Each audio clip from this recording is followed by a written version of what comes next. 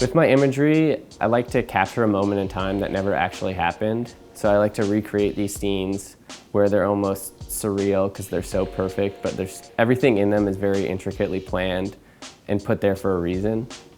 So they're almost tableau scenes of everyday life that are carefully staged. Doing set in the street was a big break in the fine art world. I first started selling and showing my work, and the fact that it was a project that was half installation art and half photography really required people to see it whether or not they wanted to or not, because you're walking down the street in New York and there's a bathroom on the side of the sidewalk in Chelsea, so people were required to see it.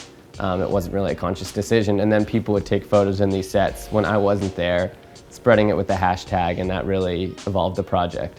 So I wouldn't get permission to do any of the sets, so I had to install it when there were the least people out, so that was at 4 a.m. So I would go in overnight, build the set within an hour or two, and then shoot it during sunrise and leave immediately in order to make sure that I wouldn't get in trouble. So right now I'm working on a project where I'm recreating these classic New York scenes. And I moved to New York about 4 years ago and had this idea of New York, and when I came here there were certain things that didn't hold up to it and certain things that were exactly as I imagined. And so these scenes that I'm shooting are these situations that are exactly as I imagined. And I'm trying to make them feel very timeless, so they could have been taken yesterday, they could have been taken 40 years ago. It's really hard to put your finger on what era these photographs are from. The best advice I've been told is try not to conform to current trends because they're going to change anyway, so you might as well become the best at what you want to do, and eventually that trend will come to be.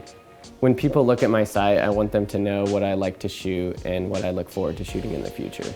Squarespace is great because the design is super clean and it lets the images talk for themselves. My name is Justin Bettman and I'm a photographer based in Brooklyn, New York.